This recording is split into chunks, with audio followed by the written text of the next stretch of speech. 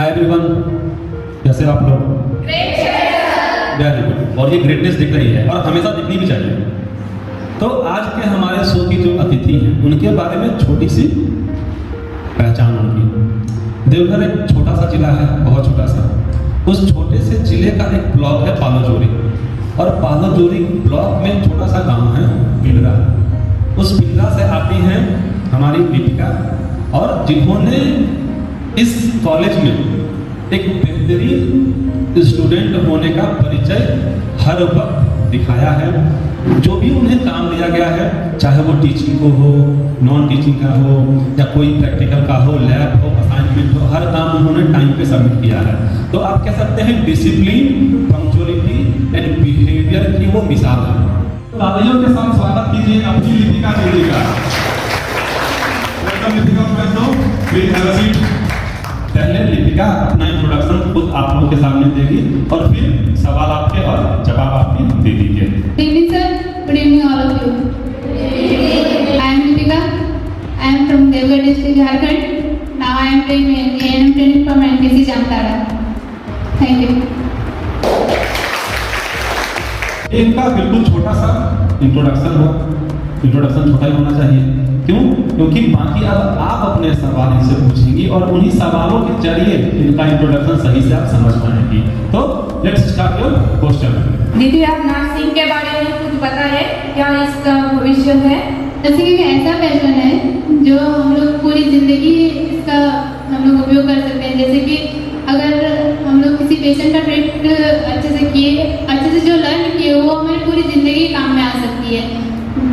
और जो भी लर्न करते हैं वो हमारे आगे भविष्य के लिए भी अच्छा होता है, और हमें किसी और पर डिपेंडेंट नहीं होना पड़ता है। जैसे कि अगर हम आगे चलते हम ये कह नहीं सकते कि बीमार ही पड़ जाएंगे, या अपने रिलेटिव घर के कोई भी सदस्य हो, किसी को अगर ऐसे ट्रीटमेंट की ज़रूरत हो तो हम लोग खुद से दे सकते हैं। इतना हम लोग सेल्फ डिपेंडेंट बन सकते हैं कि हाँ, इस पेशेंट का ट्रीट हम लोग खुद से ही कर सकते हैं। तो मैं इसमें कुछ ऐड कर रहा हूँ, तुम बताना कि वो ओके है या नहीं है। तो जैसा कि नर्सिंग के बारे में उन्होंने बताया, एक सिंपल सा बात है कि नर्सिंग क्या है। आप सब लोग कोविड के दौरान देखा कि हमारे देश में, हमारे सोसाइटी में नर्सेस की क्या जरूरत है। और चूंकि वो तो कोविड हो गया तो पूरे देश ने देखा। जो लोग नहीं जानते हैं या नहीं जानना चाहते हैं, उनके लिए मैं सिर्फ एक बात कहूँगा कि मेडिकल फील्ड का जो फाउंडेशन है वो है नर्सिंग, वो है नर्सेस। क्योंकि डॉक्टर साहब काम करते हैं, मरीजों को चेक करते हैं, दवाएं लिखकर चले जाते हैं, ऑपरेशन करके वो चले जाते हैं, लेकिन जो केयर है, जो मेडिसिन टाइम पर देना है, जो उनका ख्याल रखना है, जो ट्रीटमेंट फॉलो हो रहा है कि नहीं इंश्योर करना है, ये सारा काम नर्सेस का है। इसीलिए कहा जाता है कि जैसे किसी बिल्डिंग का फाउंडेशन होता है पिलर, वैसे ही मेडिकल का जो फाउंडेशन है वो है नर्सिंग। Next question please. दीदी, क्या आप इससे पहले हॉस्टल में रह चुके हैं? जी नहीं, मैं पहले हॉस्टल में नहीं रह चुकी हूँ। ये मेरा पहला हॉस्टल लाइफ है। अगर आपका ये पहला हॉस्टल लाइफ है तो फिर आप यहाँ पे कैसे एडजस्ट हुए, जरा हम लोग को भी बताइए। देखिए, यहाँ पे एडजस्ट करना तो बहुत मेरे लिए टफ था, क्योंकि मेरा ये पहला एक्सपीरियंस था हॉस्टल लाइफ का। और पहले मैं सोचती थी और दूसरों से भी सुनती थी कि हॉस्टल लाइफ बहुत अच्छा होता है, वहाँ पे पढ़ाई भी अच्छा होता है, कोई टेंशन नहीं होता है। तो तभी मेरे दिमाग में भी आया, हाँ तो हॉस्टल भी बेटर होगा। तब जब हमें ये मौका मिला कि हाँ हॉस्टल में जाकर के भी देखिए कि कैसा एक्सपीरियंस होता है, हॉस्टल में आकर के ये मेरा मतलब ज़िंदगी का पहला ऐसा नहीं था। तो जैसा कि आपने देखा, हॉस्टल लाइफ के बारे में बताने में इनके आंखों से वो डर, वो आंसू, वो सब लगे। पता क्यों? क्योंकि कुछ वही बात है, हमारे फिल्मों में, हमारे सोसाइटी में ना हॉस्टल लाइफ को लेकर के ना बड़ा ग्लोरीफाई किया गया है। आप अपने मन के मालिक हैं, आप शहंशाह हैं। तो लोग यही अरमान, यही थॉट लेके आते हैं, कौन घर में माँ बाप का किट सुने, परेशान हो गए हैं, बोर हो गए सुन सुन के, चलो हॉस्टल चलते हैं, आज़ादी की आज़ादी हो, जब मर्जी पढ़ेंगे, जब मर्जी सोएंगे, जब मर्जी घूमने चले जाएंगे। तो ये थॉट लेकर के हम हॉस्टल में आते हैं, और मिलता क्या है?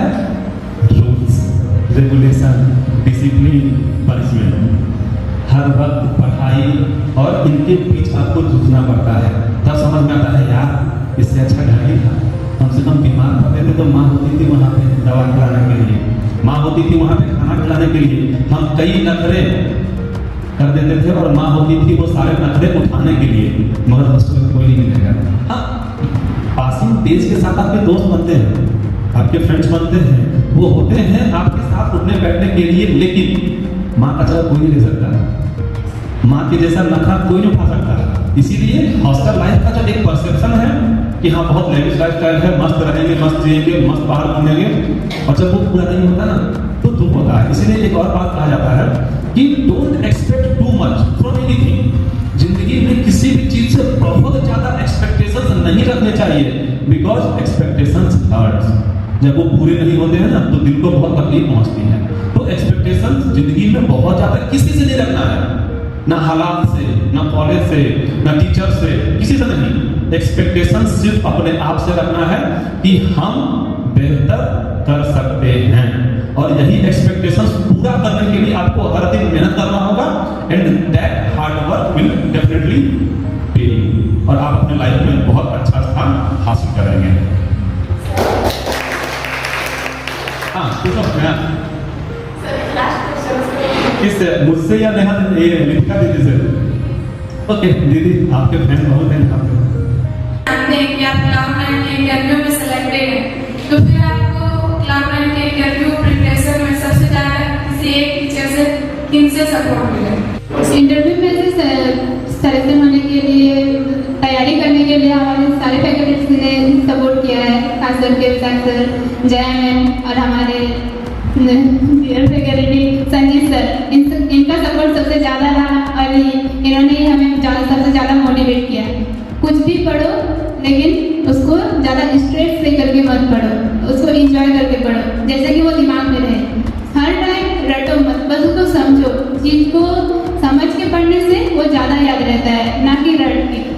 बार बार हम लोग जैसे कि कुछ भी हो, हम लोग रटने का ज़्यादा ही करते हैं, कोशिश करते हैं। वैसे जो भी चीज़ हो उससे पहले उस चीज़ को ध्यान से देखिए कि वो क्या है, कैसे होता है, तब हम लोग ज़्यादा से ज़्यादा हम लोग प्रैक्टिकल कैसे करें उसमें हम लोगों को ज़्यादा फोकस होता है। और ऐसे ही हमारे संजीत सर हम लोगों को प्रैक्टिकल भी करवाए हैं, उसी से हम लोग ज़्यादा मोटिवेट भी हुए हैं। और इंटरव्यू के टाइम तो सर ही थे जो हम लोगों को इतना मोटिवेट करके इतना आगे तक लेके गए, और जीवन में भी आगे बढ़ते रहेंगे। Thank you sir. Thank you Lipika वो रिस्पेक्ट देने के लिए।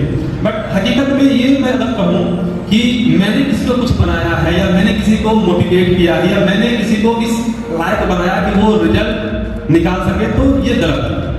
क्योंकि दुनिया में ना कोई भी टीचर ये दावा नहीं कर सकता है किसी को मैंने बनाया है।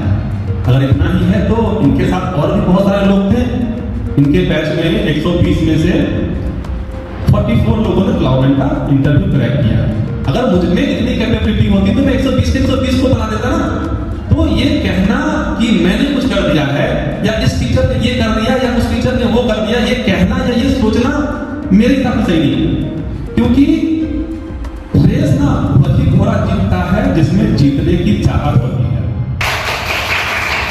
अगर सिर्फ चाबुक के डर से रेस जीता जाता तो गधे भी रेस जीत जाते हैं, लेकिन गधे रेस जीतते ना, घोड़े के रेस में घोड़ा ही जीतता है, और वो घोड़ा जीतता है जो उस रेस को जीतना चाहता है। दीदी आप स्कूल लाइफ के बारे में कुछ बताइए, आप पढ़ने में कैसे थे और आपका स्कूल टीचर कैसे थे? मेरा स्कूल लाइफ वैसे तो दूसरे जैसे स्कूल के बच्चे होते हैं जो बोर्डिंग स्कूल में पढ़ते हैं, मेरा ऐसे ही छोटे मोटे सरकारी स्कूल से ही बिलोंग की हूँ। और सरकारी स्कूल में पढ़ते थे तो भी हम लोग का जो कोचिंग वगैरह होते थे वो अटेंड करते थे, पर मेरे फैमिली में इतना नहीं था जो हमको कोचिंग में दे सके। तो मेरे पापा ने ज़्यादा मुझे सपोर्ट किया है ये सब करने के लिए। जब मैं 10th में गई तब मेरे पापा जिस टीचर से पढ़े थे वो टीचर के पास मैं भी पढ़ी हूँ, तो वो टीचर मेरे लिए सबसे बेस्ट थे मेरे पूरे लाइफ के लिए। और मुझे लगता है कि आज तक मैं जो भी सीखी हूँ बस उसी टीचर के लिए है कि बस इतना ही कहना चाहते हैं। तो जैसा कि आपके दीदी ने कहा कि वो एक टीचर 10वीं क्लास में जो इनको मिले, उनकी वजह से आज ये यहाँ तक पहुँची है। और मुझे लगता है कि हर इंसान की ज़िंदगी में वो एक टीचर होते हैं। मेरे ज़िंदगी में एक टीचर थे, वो बैंक से शायद रिटायर्ड पर्सन थे, उनके यहाँ मैंने कोचिंग लगाया था पर्सनल, कक्षा 10वीं में जाकर के, और उन्होंने ही मुझे क्लास 10 पास करने के लायक बनाया। उन्होंने ही मुझे वो फाउंडेशन दिया कि मैं क्लास 10 पास कर पाया, और क्लास 10 के बाद मैं वापस से मैथ लेकर के इंजीनियरिंग किया। तो एक फाउंडेशन जो आपका होता है ना स्कूल लाइफ में, वो एक टीचर हर किसी के लाइफ में अगर बेहतर मिल जाते हैं तो इंसान अपने जीवन में बहुत आगे तक चला जाता है। Next question please. मेरे क्वेश्चन है कि आप अपने स्टडी टाइम मैनेजमेंट कैसे करती थी और फर्स्ट ईयर का सारे सब्जेक्ट का स्टडी आपने कैसे मैनेज किया, मुझे इसके बारे में कुछ बताइए। मैंने अपना स्टडी टाइम मैनेज किया। हमारे जो लाइफ स्किल के टीचर हैं उन्होंने हमें टाइम मैनेजमेंट के बारे में पढ़ाया कि टाइम मैनेजमेंट कैसे किया जाता है और किस सब्जेक्ट को हम लोग पहला प्रायोरिटी दें और कौन सा हमारे लिए इम्पोर्टेंट है और क्या काम हम लोगों को पहले करना चाहिए और फिर उसके बाद कौन सा एक इम्पोर्टेंट वेरी इम्पोर्टेंट ऐसे होता है। तो किस काम को हम लोग पहले प्रायोरिटी देंगे ये हमने सही से सीखा और इसी से हम फर्स्ट ईयर का भी जो एग्ज़ाम का स्टडी था वो हम लोग मैनेज किए और ज़्यादा से ज़्यादा हम लोग ग्रुप स्टडी में ज़्यादा ध्यान देते थे। सबको हम लोग एक एक चैप्टर वाइज बोल देते थे कि तुम ये रिवीजन करो, तुम वो रिवीजन करो। उसके बाद जो जो क्वेश्चन आते थे वो अपने तरफ से क्वेश्चन रखते थे और जिसको जो आता था वो अपना आंसर देते थे। इसी तरह से हम लोगों ने अपना स्टडी कंप्लीट किया। Thank you. तो टाइम मैनेजमेंट जो है ना वो सिर्फ स्कूल कॉलेज या मतलब ऐसा नहीं है कि सिर्फ एग्जाम के लिए चाहिए। टाइम मैनेजमेंट एक ऐसा टॉपिक है जो हजारों साल से रेलिवेंट है, आज भी है और आगे भी रहेगा, क्योंकि घंटे 24 है सबकी जिंदगी में। अब कोई 10 घंटे सो के बिताता है, कोई 5 घंटे दूसरा चलाकर बिताता है। तो ये आपको निर्धारित करना है कि आपका जो समय है, आपका जो 24 घंटा है उसे आप कैसे बिताना चाहते हैं। और टाइम मैनेजमेंट ऐसा कोई बहुत टफ नहीं है। जैसे हम लोग स्कूल में रूटीन बनाया करते थे, आपको कोई याद होगा, जब नए क्लास में गए तो हमने रूटीन बनाया, वो 1-2 हफ्ते उसको बहुत अच्छे से फॉलो करते थे। फिर क्या होता था, धीरे धीरे धीरे वो जो फॉलोइंग था वो कम होता था, बाद में हम रूटीन देखते भी नहीं थे। तो यहाँ पे 3 चीजें हैं जो मैं कहना चाहूँगा कि पहला है प्रायोरिटाइजेशन। आपके जीवन में कौन सा काम है जो सबसे ज्यादा महत्वपूर्ण है, उसको सबसे ज्यादा टाइम एलोकेट कीजिए। दूसरा है टाइम एलोकेशन, कि हमारे जीवन में जो इंपॉर्टेंट काम है उसको टाइम देना है, कहाँ से निकाल के, ऐसे काम जो बेकार के हैं उसमें हम समय दे रहे हैं वहां से टाइम खींचो और अपने इंपॉर्टेंट काम में लगा। और तीसरा है कंसिस्टेंसी, मतलब ये नहीं कि 2 दिन हम 10 घंटे पढ़ लिए और हम बन गए कलेक्टर। ये कभी संभव है क्या? कभी नहीं। आप 15 मिनट पढ़ो लेकिन रोज पढ़ो। आप जो भी टाइम बना रहे हैं, जो भी टाइम शीट बना रहे हैं, हमेशा कोशिश करो कि उसको लंबे समय तक पूरे साल उसको बिना फेल किए हुए मेंटेन करो। तो कंसिस्टेंसी बहुत जरूरी है अपने जीवन में सफलता हासिल करने के लिए। Thank you. नेक्स्ट क्वेश्चन कौन पूछ रही है? ओके, ये आप जो यहाँ पर 1 साल बिताए हैं तो प्लीज उसे शॉर्ट में बताइए। और आपकी छोटी बहन ने बड़ा प्यारा सवाल पूछा है कि अपने इस 1 साल को शॉर्ट में मतलब 2 मिनट में संक्षेप में बताइए। आपकी अच्छी यादें, आपकी बुरी यादें, क्या अच्छा रहा, किनका सपोर्ट मिला, किनका सपोर्ट नहीं मिला, सारी चीजें। मेरे 1 साल का एक्सपीरियंस यही है कि पहला तो मैंने यहाँ पे आकर के नई नई चीज़ें लर्न करने सीखी और फर्स्ट टीचर तो हमारी जया मैम थी। उसके बाद कुछ महीने बाद हमारे विकास सर आए और उन्होंने हमें डिसिप्लिन, पंक्चुअलिटी इन सब के बारे में बताया और टाइम मैनेजमेंट के बारे में तो हमारे संजय सर हैं, उन्होंने हमें बताया कि टाइम मैनेज कैसे किया जाता है और दूसरों से कम्युनिकेट कैसे करना है, कैसे घुल मिल के रहना है और एडजस्टेबिलिटी, सबसे बड़ी बात है एडजस्टेबिलिटी की हर सिचुएशन में एडजस्ट करना सीखो। ये हमने सीखा यहाँ पे आकर के। तो जैसा दीपिका ने कहा आप लोगों को कि 2-3 चीजें तो आपको सीखनी पड़ेगी, चाहे यहाँ रहे या कहीं रहे। और वो ऐसी स्किल्स है ना जो हमेशा रेलिवेंट रहेगा। जैसे पहला इन्होंने कहा एडजस्टेबिलिटी, एडेप्टेबिलिटी। तो अभी क्या है, समय और हालात एक जैसे नहीं होते, जगह एक जैसे नहीं होते। पिछले साल तुम गाँव में थी, आज तुम जामताड़ा अपने कॉलेज में हो, अगले साल किसी और शहर में रहोगे। तो अगर आपके अंदर जगहों पे एडेप्ट करने का, सिस्टम के साथ घुलने मिलने का हैबिट नहीं रहेगा तो आपको बहुत प्रॉब्लम का सामना करना पड़ सकता है। तो एडेप्टेबिलिटी आपके अंदर होना चाहिए। जो दूसरा स्किल्स है वो है कम्युनिकेशन स्किल। चाहे ये वर्ल्ड कितना भी एडवांस क्यों ना हो, चाहे हम इंस्टा पे कितने भी रील्स क्यों ना देखें या बनाएं, कम्युनिकेशन एक ऐसा स्किल्स है जो हमेशा रहेगा। इसके फॉर्म बदल सकते हैं लेकिन ये स्किल्स हमेशा आपके लिए रहेगा ही रहेगा। तो टाइम टू टाइम अपने इस कम्युनिकेशन स्किल्स को डेवलप करते रहना चाहिए। तीसरा जो सबसे इंपॉर्टेंट चीज है वो है वैल्यूज। वैल्यूज आपके आधार हैं, वैल्यूज आपके हर डिसीजन में रिफ्लेक्ट करता है। इसी वैल्यूज में आपका टीम वर्क आता है, इसी वैल्यूज में आपका डिसिप्लिन आता है, इसी वैल्यूज के अंदर आपकी रिस्पॉन्सिबिलिटीज आती हैं, इसी वैल्यूज के अंदर आपका पढ़ाई भी आता है, इसी वैल्यूज के अंदर बड़ों को, टीचर को रेस्पेक्ट देना भी आता है। तो अगर आप अपने कोर वैल्यूज के साथ टिक करके नहीं है तो आप जीवन में बहुत बड़ा कुछ अचीव नहीं कर सकते हैं। तो ये वैल्यूज जो आपके कोर वैल्यूज हैं, जो हम घर से सीख के आए हैं, जो हम स्कूल में सीख रहे हैं, जो हम टीचर से सीख रहे हैं, उस वैल्यूज को अपने डिसीजन में इम्प्लीमेंट हमेशा करना है। जब आप एनकेएससी कॉलेज में आए थे तो आपका फर्स्ट क्लास एक्सपीरियंस के बारे में बताइए कि आपको जब आपने फर्स्ट क्लास अटेंड किया था तो आपको कैसे फील हो रहा था? मेरा फर्स्ट क्लास का एक्सपीरियंस तो बहुत अच्छा था, क्योंकि मुझे यहाँ पे आकर के कुछ नया नया सीखने को मिला।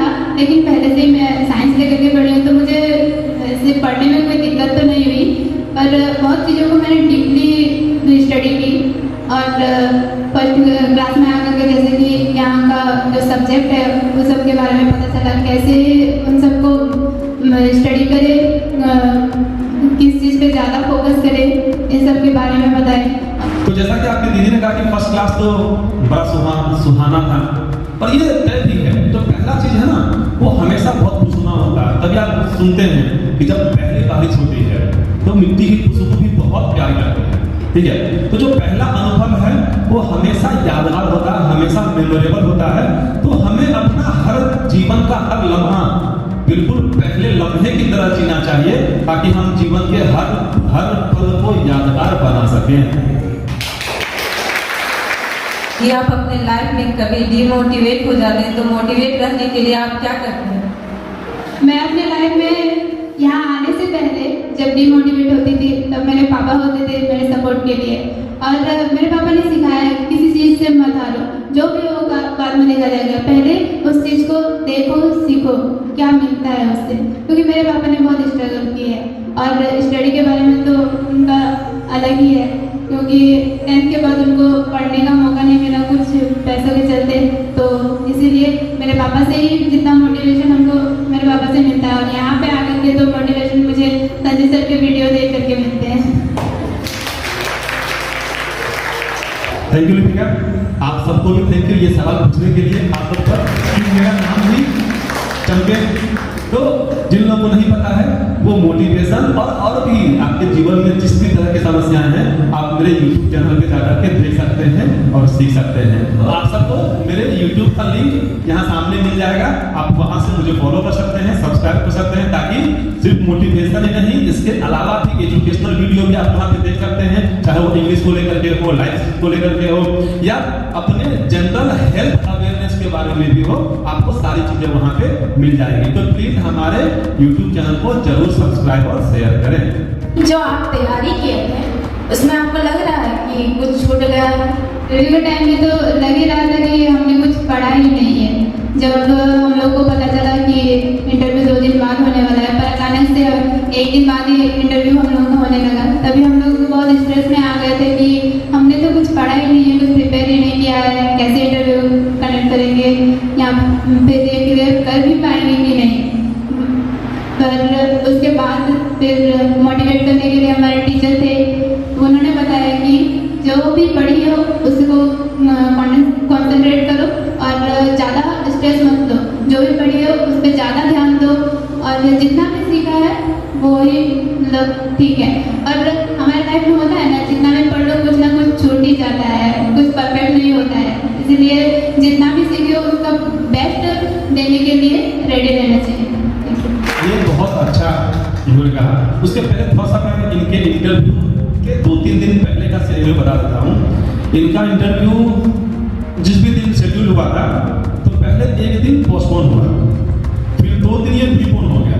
तो एक है ना हमारे दिमाग में कि यार 3 दिन का समय है और अचानक से आ गया कि कल इंटरव्यू देना है, तो ऐसे में नर्वसनेस होना लाजमी है, किसी के लिए हो जाता है। आप अगर 3 दिन का समय है तो आप प्लान करते हो कि 3 दिन में हमको क्या क्या करना है, और जब डेट सामने आ जाए आपको लगे यार ये 3 दिन तो आपके हाथ से यूं निकल गए, क्योंकि वो 3 दिन आपको मिले ही नहीं। आपके दिमाग में था कि 3 दिन मिलना, 3 दिन आपको मिले नहीं, तो वो समय बहुत क्रूशियल हो जाता है, लोग नर्वस हो जाते हैं और इस नर्वसनेस में उनका परफॉर्मेंस भी बिगड़ता है। तो बस एक ही चीज है कि जितना पढ़े हो, चाहे वो इंटरव्यू हो, एग्जाम हो या कुछ भी चीज हो, जितना पढ़ी हो, हमेशा कोशिश ये है कि हम एटलीस्ट उतना अच्छे से डिलीवर कर सकें। जब आप रिटन एग्जाम लिखते हो, अपना जो भी आपका पढ़ा हुआ है वो कम से कम छूटना नहीं चाहिए। जब आप इंटरव्यू दे रहे हो, कोशिश ये हो कि जितना हमने अपने क्लासेस में पढ़ा है वो छूटना नहीं चाहिए, वो तो हर हाल में डिलीवर करना ही करना है।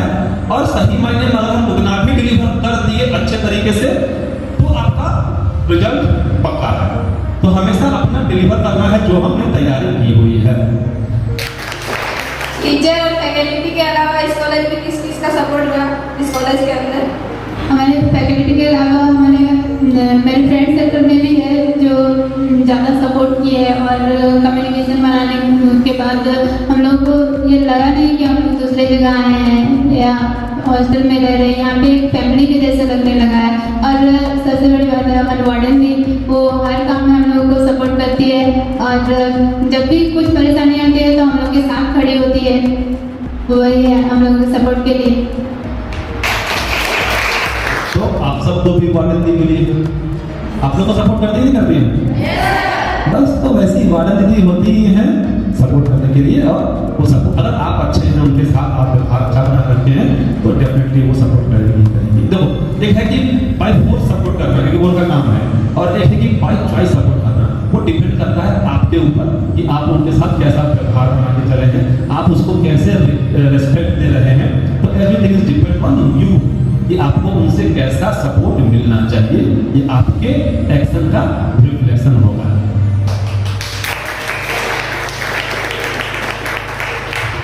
Okay, next question. दी, अगर कोई नर्सिंग कॉलेज में एडमिशन लेना चाहती है तो आप उसे क्या सजेस्ट करेंगे? कोसल कॉलेज में एडमिशन लेना चाहिए या नहीं? अगर हाँ तो क्यों, और अगर नहीं तो क्यों?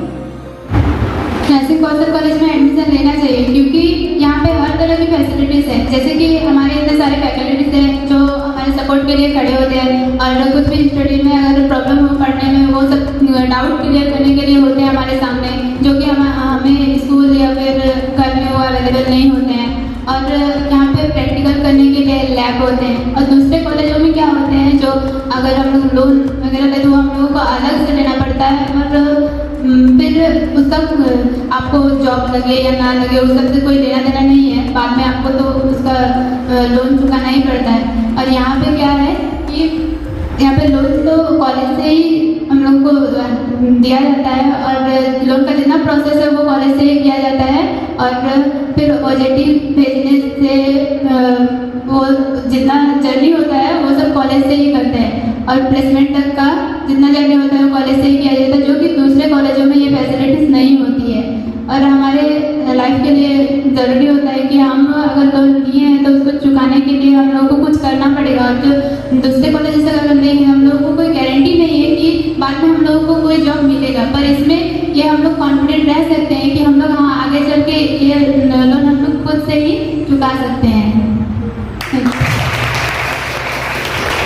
तो जैसा लिपिका ने बताया कि दूसरे कॉलेज में डिग्री की गारंटी है, जॉब की नहीं, बट इस कॉलेज में डिग्री के साथ साथ जॉब की गारंटी है।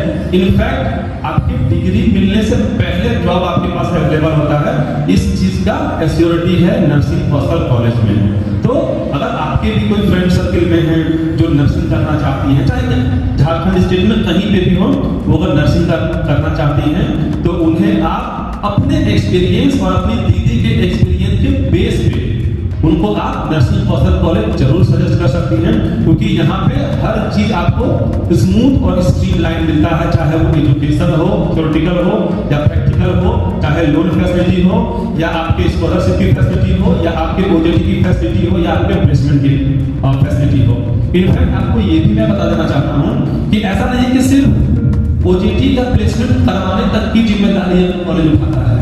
अगर आप वर्क प्लेस में हैं इंडिया के किसी भी पोर्शन में, चाहे वो दिल्ली में हो, बेंगलोर में हो, चेन्नई में हो, मुंबई में हो, हैदराबाद में हो, कहीं पे भी हो, अगर आपको वहां पे भी कोई प्रॉब्लम होती है तो इस संस्थान के जो सेंट्रल टीम है उसका एक डिपार्टमेंट स्पेशली आपके ओजेटी और आपके प्लेसमेंट पे होने वाले प्रॉब्लम को सॉल्व करने के लिए बनाया गया है। तो मुझे नहीं लगता है कि इतने ज्यादा सिक्योरिटी और सेफ्टी कोई और ऑर्गेनाइजेशन प्रोवाइड करता है।